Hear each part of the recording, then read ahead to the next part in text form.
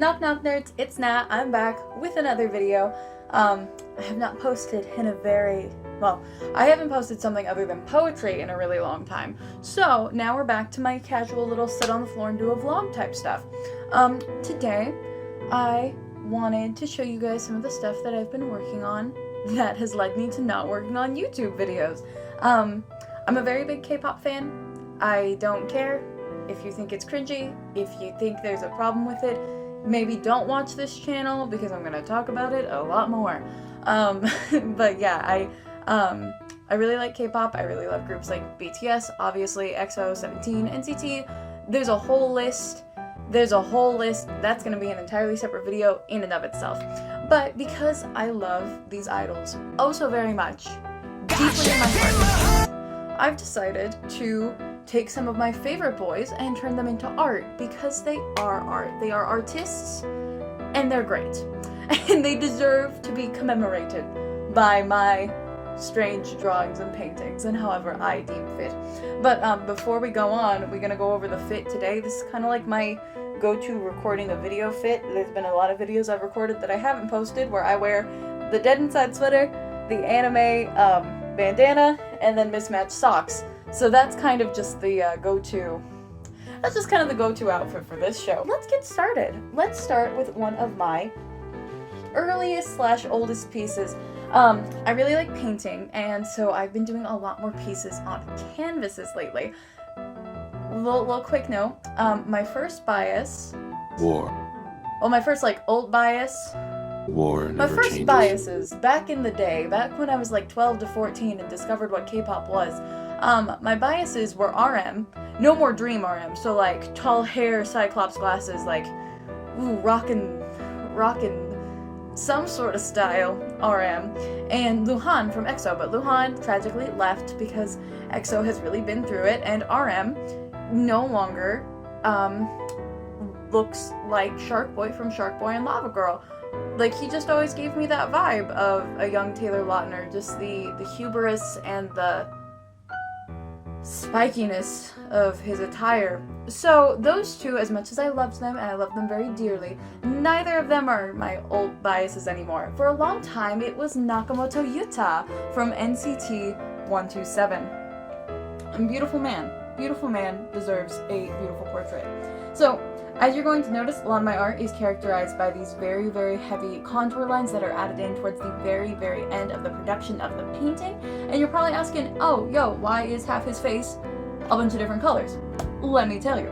So, over the past few months in quarantine, I've realized that I probably have a thing called synesthesia. Good at saying words, because ever since I was little, I've had colors that are just kind of associated with letters and numbers.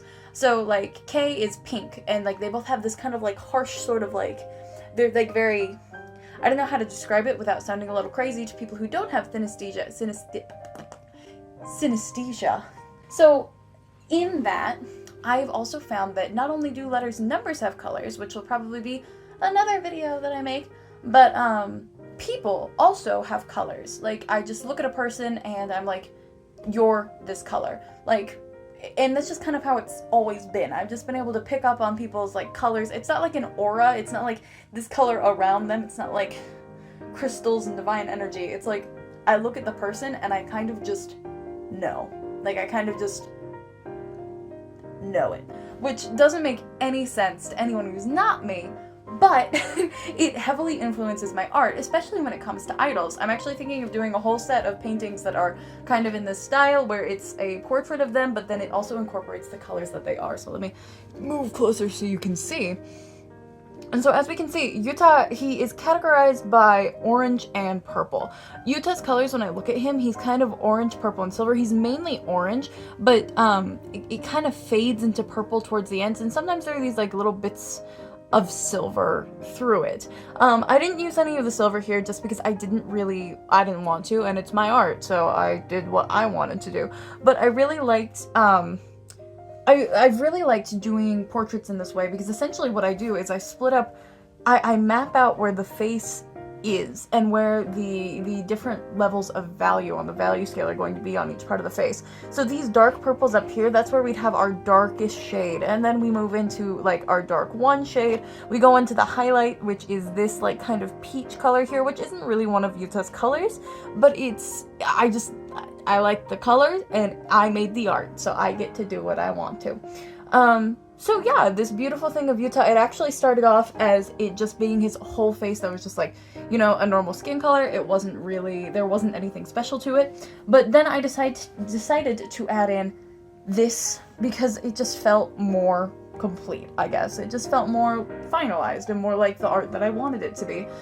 As you can see, I've also experimented a lot with how I do my style. I wrote, "I love you" in Japanese down there because Yuta from Japan, and I love him.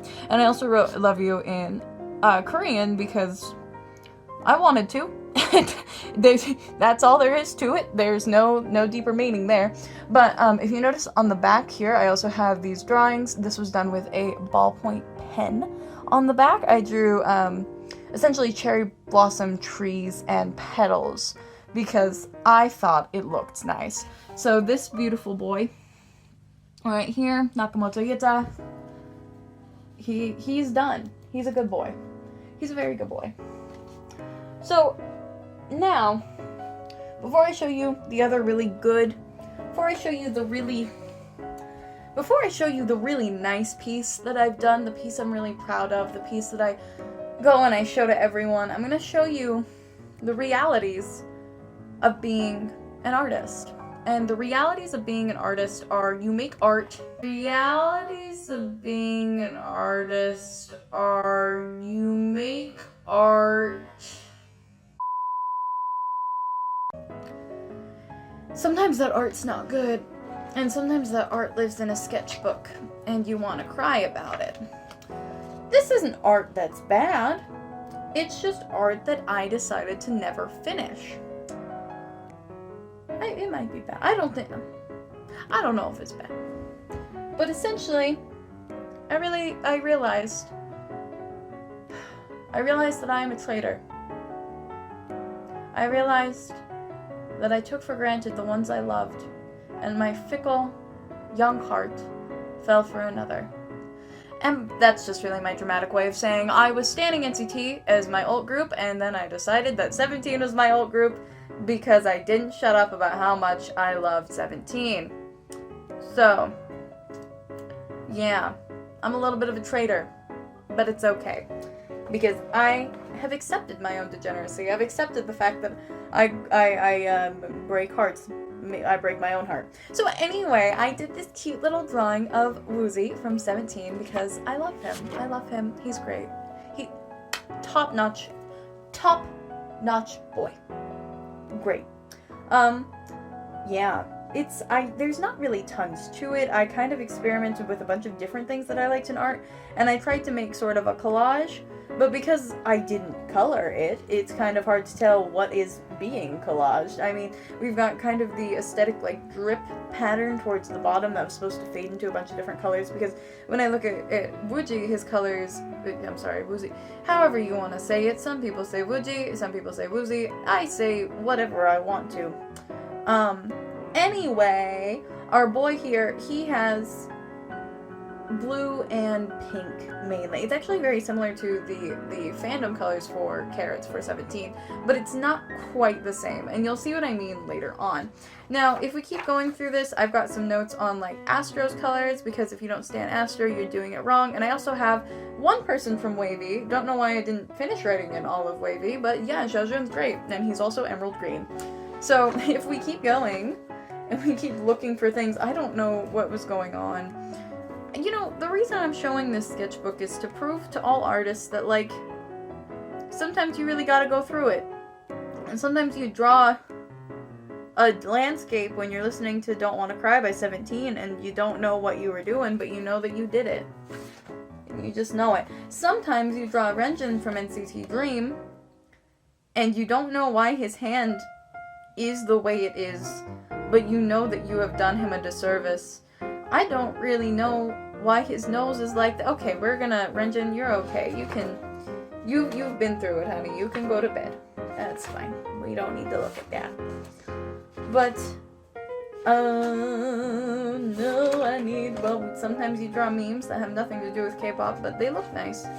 There was literally something actually important in here. Oh, sometimes you draw a tiger for Tiger Inside, and then you don't finish the tiger because you stopped liking the song as much as you did. I don't really like, hang on, little hot take from me. I don't really like the song Tiger Inside by Super M very much, but I love the word harangi so much that I will listen to that song and I will suffer strictly because I like to talk about tigers in Korean. There he is, I found him. Sometimes you draw a very small Renjin doing a whip. Wow, I like Renjin way more than I realized because I've drawn him a lot. Okay. And sometimes you've got BTS's colors, which I don't know. I don't know why. Okay, so anyway, that was the sketchbook tour. The sketchbook also has BTS stickers. Yay! Anyway, that's just to prove that every artist goes through it. Every artist. All of them go through it.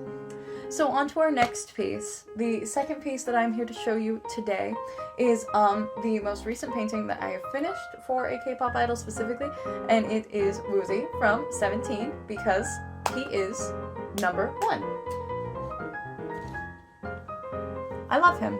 I love him. I realize that this angle on the floor makes this eye look very weird, and that makes me a little sad because I was waiting for this big reveal, but now because of where the camera's angled, it doesn't look as good as it does literally anywhere else. So anyway, Woozi, his colors are blue and pink, and they're kind of this, I don't even know where like the proper shade is here because I decided, obviously I keep my very thick like contour lines because I just really like having those clean like distinct areas where things are split up, even though contour lines are a no-no in art. But I made the art, so I get to do what I want. Yeah, I really like having that sort of like clear distinction between things, especially when playing with colors like this, because it kind of helps to it helps to differentiate separate sections, and I think that looks really cool. So, obviously I've done a couple more. This is about 6 shades that I used here. I used this dark blue to be the darkest part. I used this second blue to be like the second darkest part, going into this lighter blue to be our medium shade, and then from there were the 3 pinks. This lightest pink is the reflective light that is used throughout it, so it's like where there would be really dark shadows, there's also the reflective light so that the darker shadows are emphasized. I really love painting eyes. I really love painting Yuta's eyes and Woozi's eyes. They were just very fun. They're just very pretty. I think that brown eyes are criminally underrated because they're pretty. I think that they're very pretty, and I don't think that they get enough attention because they're like not blue or green or whatever. This photo, the photo that I chose to copy for this, ignore this really bad Hangul down here, we're just gonna cover that up. But the photo I chose for this, there is this like one little tiny branch and leaf off to the side of his face, and I just really liked it. So instead of, you know, putting in green, which I didn't want to put in this color palette, I was just like, bam, you brush stroke, little leaves, beautiful, you're good to go. This is like my favorite piece. This is like, oh my god, I really wish I chose a better camera angle because this looks so dorky on the floor. I love him. I love him, and I love his colors, and I think that he is beautiful. So now, like every artist, I have pieces that I should technically be working on, and I'm not doing that. We all go through it. We all go through it. So the next piece is actually a piece of clothing because testing out different mediums. I'm painting Hope World on the back of a jacket because yeah, Suga's my BTS bias, but J-Hope has everybody messed up. Wow, this again looks so bad at this angle. Good God, I'm just gonna need the best B-roll footage in the business because wow, it just looks like red and white. And that's Hope World. That is not, oh my god. Okay. So I'll give, like, basically what I did is I painted, I didn't have any like actual fabric paint, but because I was impatient and didn't want to order any, I just used acrylic paint. So now this jacket is stiff as a board, but it's okay. So this, I don't even know why, but like the first time that I really listened to Daydream, I tried for so long to not only ignore J-Hope, but like actively, not dislike him, but like actively avoid him so that I didn't break my poor sensitive heart. So, but then yeah, I listened to Daydream and I listened to the whole Hope World mixtape and I was like, this is immaculate. How could I have ever disliked this man? Not even disliked, but been so scared to like this man that I avoided him on such a big level. So right now it is still kind of in its bare bones stage. We have this shade of red, which took a long time to get even close to correct, and it's still not 100% there, but it's better than it was. And I painted this bottom part white so then it was a base where I could actually sketch out and draw different elements of the album cover. I did it all freehand. And I did it with a Sharpie because it was the only thing that would really show up and be like really clear and distinct on the acrylic paint. I have added a few little bits, like I really like this flower and the artist who did it, whose name I can't remember, but it's the one that everyone's like, oh, Hobie Core, like that, and I made the art, so I get to do what I want. And then I did a little sun. I don't know, I just made it kind of cute. And if you can see on these darker red parts, I have an industrial size Sharpie that I drew these hearts in with. And yeah, I just thought that was kind of neat. So there's my jacket. Hopefully I actually work on the jacket soon and get it closer to being done. And now last but not least, I have the project that I have done the least amount of work on, and by the least, I mean I've literally just like sketched out the quadrants that I used to draw it in. But basically, what I'm going to be doing is go girl, give us nothing, yes. So this painting is going to be Suga from BTS. Eventually it'll be Suga, but right now it's not Suga, so we just gotta deal with the fact that that is life. Over the next couple of episodes on my channel, I'll probably be just sitting down talking about K-pop controversy and recording myself drawing Suga here and then painting Suga here. So yeah, that's right now we got a jawline and we have something that will be an arm, which that's gonna be beautiful. I'll go over like Suga's colors with you guys as it gets more into it. I'll answer whatever questions you guys have about the color thing because I always get questions about the color thing, but it's cool, it's whatever. Yeah, I hope that you enjoyed looking at all of my random K-pop art, and I hope that I will be able to catch you guys in future episodes. I hope that I upload to the channel. I hope that I do enough video editing on this video for it to be good. So, yeah. Stay healthy, wash your hands, wear a mask, be nice to each other, and have a good one.